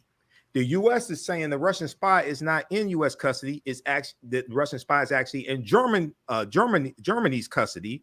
Germany said no to the deal. So what do? Do you leave Brittany Griner there, or you take the deal that's on the table? A few months ago, when they got Trevor Reed back, okay, they wanted to get Brittany Griner, but her case was still going through the process based upon the way the Russian justice system or misjustice system works. They don't negotiate deals until after it has the whole case has been adjudicated. So they couldn't get Brittany Griner back. They wanted to get Paul Whelan in. The deal wasn't there. They got Trevor Reed. Now, for all the naysayers, including punk ass Kevin McCarthy, who is dying to be this new Speaker of the House of Representatives, and all these Republicans, one, Donald Trump did nothing. The 2 years that Whelan was in prison under the Trump administration, Donald Trump did nothing and did not to free Whelan, and he did not speak or tweet Whelan's name. There's a in-depth article from the independent.co.uk that did this analysis. Donald Trump, who ignored Paul Whelan for 2 years, says deal to return Brittany Griner to U.S. was quote unquote stupid. Secondly, if Joe Biden had listened to these dumbass Republicans and left Brittany Griner there, and Brittany Griner ended up dying in a Russian penal colony, then every last one of these traitorous Republicans, as well as Marjorie Taylor Greene, who just said that if she had helped organize the January 6th insurrection, would have succeeded, every last one of them would be saying that Joe Biden left behind a two-time Olympic gold medalist. So all of them could go to hell. They don't know what they're talking about. This was the deal that's on the table. You get this one, you come back and get the next deal. Yeah, absolutely, absolutely. Ming Lee, Natasha, Serge, you bring up a point that I think that is also kind of brewing among the among the culture in Black America. You say it's way too much misplaced aggression about Britney being freed in the Black community. They want her to jump right into being an advocate. Give her time to get her mental health in order first. Right. That's true. And on Friday on Roland Martin Unfiltered, we spoke with Robin May, who's a licensed professional counselor. And Robin May focused on the type of, even though she hasn't examined Brittany Griner, but generally speaking, those in those type of conditions, she talked about the type of mental health treatment Brittany Griner would probably need, but as well as Cherelle Griner also, because Cherelle has been through something traumatic as well. Okay, so yeah, people need to give her time, give her space. Don't expect her to come out and just be an advocate right away. She needs to take all the time that she needs. What would she advocate for, though, B? I mean, seriously, would she advocate for players not to go across the seas to play? I mean, what would she advocate for? Better pay. Better pay. Like, cannabis rules need to change within the system. You know, some sort of process. You know, like there's a lot of shit to advocate here, you know, but at the end of the day, it's like, God, like, we definitely have to let this woman breathe. You know what I'm saying? Like, she does not need to wave any kind of flag at this point, you know, like, I'm sure she is going through a lot of like double thoughts, you know what I'm saying? Like, what if I wasn't trying to, you know, pursue this on the low? What do they call it? They call it, what that is? Isn't it like survivors? Survivor's remorse. Survivor's remorse. Right.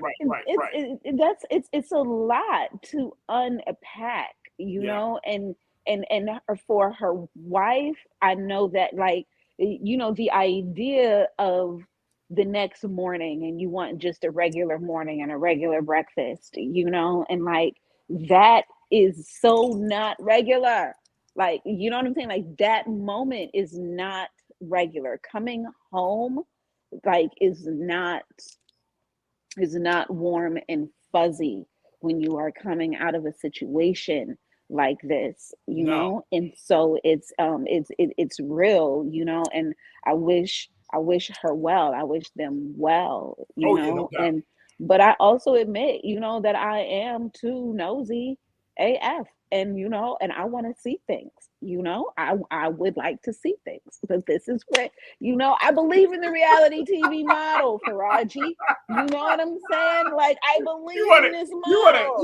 You want to wake up with her the next morning on camera. Ooh, you know, like, in one hand, I'm like, leave this woman alone. But then I would also love to just, you know, click the channel. Hey man, look, do like Harry. Look, do like Harry and Meghan did. Put it together, a video diary, and then come out next year with a documentary.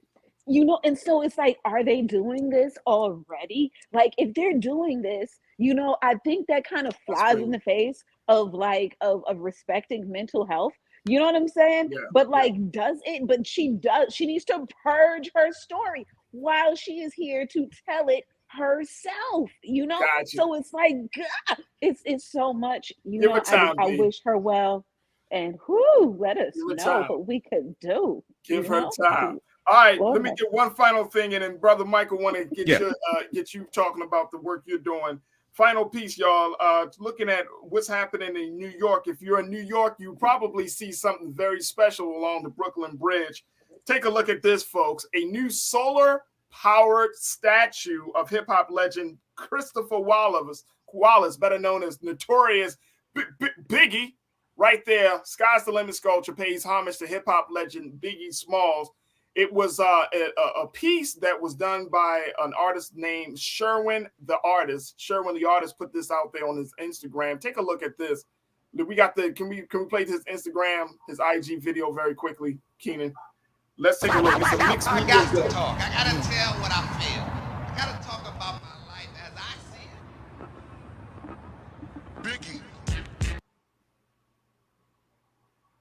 There it is, folks. Biggie. The 9-foot sculpture stands at the entrance of the Brooklyn Bridge and pays homage to the Bed-Stuy native whose music left an indelible mark on hip-hop. It's a mixed media work art made of bronze, stainless steel, and resin.